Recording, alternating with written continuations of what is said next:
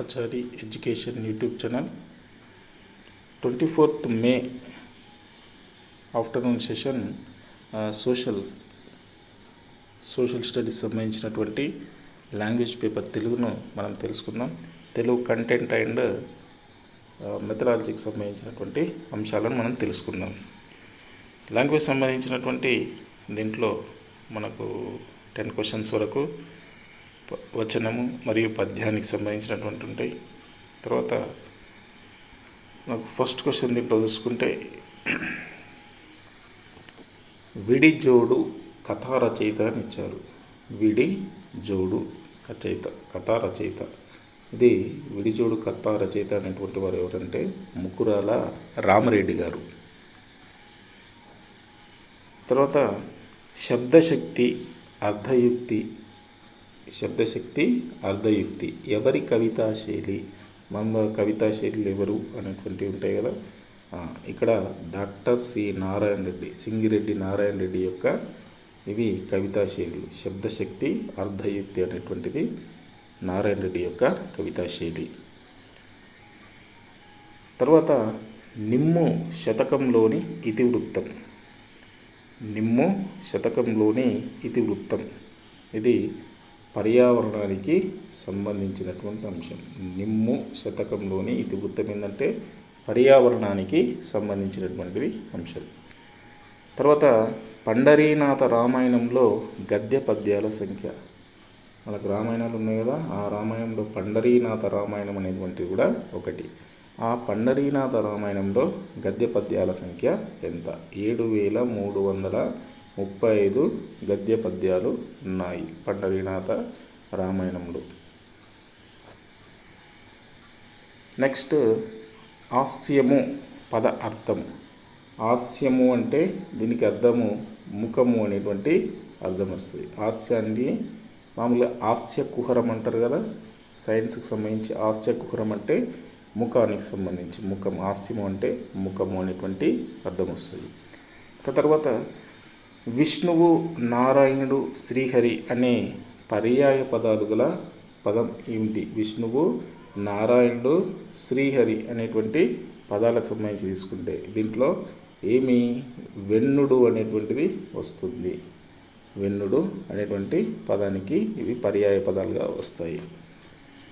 తర్వాత పుణ్యస్థానం, శరీరం అనే నానార్థాలు గల పదం.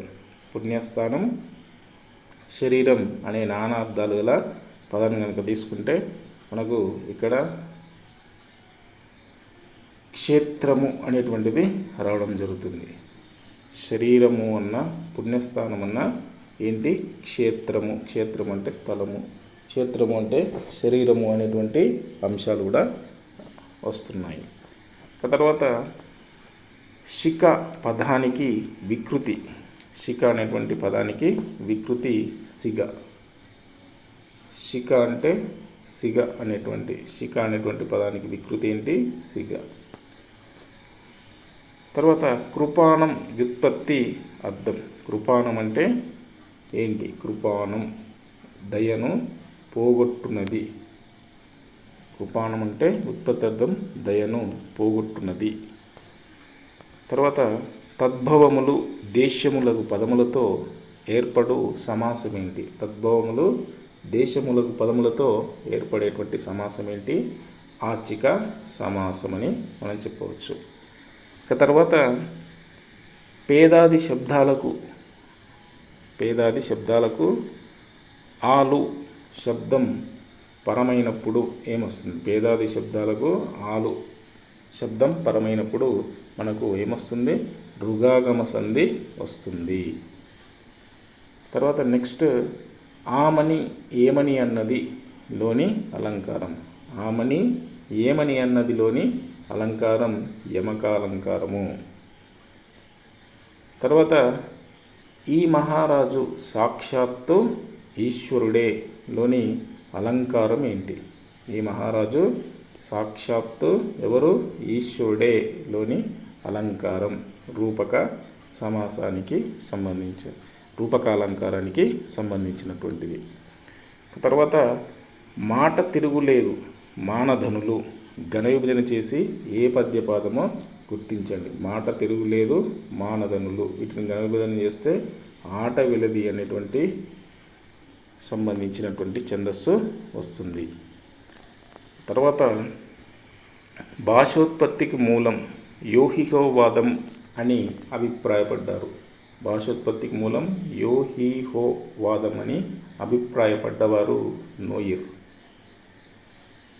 తర్వాత ఉత్తమ భాషణ లక్షణాలలో సరి అయినవి గుర్తించండి. ఉత్తమ భాషణ లక్షణాల్లో సరైనది మనకు ఆప్షన్ ఏమి ఇచ్చారంటే ఏ అండ్ డి ఆప్షన్ ఇవ్వడం జరిగింది. ఉత్తమ భాషణ లక్షణాలు సభాకంపం లేకుండా ధైర్యంగా మాట్లాడడం, భావానుగుణమైన ఊనిక స్వరభేదం పాటిస్తూ వాచికాభినయంతో మాట్లాడడం. ఇవి ఉత్తమమైనటువంటి భాషా లక్షణాల్లో సరైనటువంటి ఇవి. తర్వాత భారతదేశాన్ని ఆంగ్లేయులు పాలించిన కాలంలో ఈయన రాసిన పాఠ్యపుస్తకాలకు వాచకం అని ఉంది. భారతదేశాన్ని ఆంగ్లేయులు పాలించిన కాలంలో ఈయన రాసిన పాఠ్యపుస్తకాలకు వాచకం అని ఉంది. ఎవరు రాసినటువంటి పాఠ్యపుస్తకాలకు? వీరేశలింగం పంతులు రాసినటువంటి పాఠ్యపుస్తకాలకు వాచకం అని ఉంది. తర్వాత డేవిడ్ హార్స్బర్గ్ రూపొందించిన ప్రణాళిక కృత్యాధార అభ్యసనకు స్ఫూర్తినిచ్చినటువంటి పాఠశాల. డేవిడ్ హార్స్బర్గ్ అనేటువంటి వాడు రూపొందించిన ప్రణాళిక కృత్యాధార అభ్యసనకు స్ఫూర్తినిచ్చినటువంటి పాఠశాల ఏంటంటే కర్ణాటకలోని సీల్బాగ్. ఇది స్ఫూర్తినిచ్చినటువంటి పాఠశాల. తర్వాత అధ్యయనాలను బట్టి మిగిలిన జ్ఞానేంద్రియాల ద్వారానే సంపాదించే జ్ఞానం కంటే చూడడం ద్వారా జరిగే అభ్యసనం ఎక్కువ అని చెప్పినటువంటి వారు ఎవరు?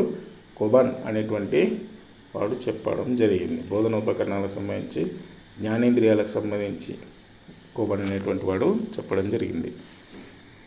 తర్వాత నిరంతర సమగ్ర మూల్యాంకనం లక్ష్యం.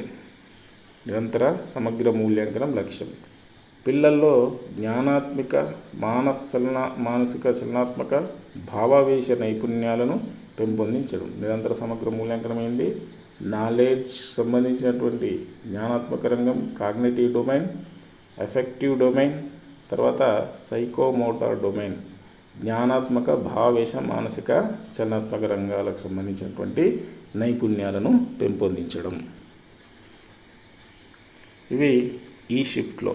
ఈరోజు ఒకటే షిఫ్ట్ జరిగింది సోషల్ సంబంధించి. ఇది మే 24 రోజు జరిగినటువంటి షిఫ్ట్కి సంబంధించినటువంటి ప్రశ్నలు.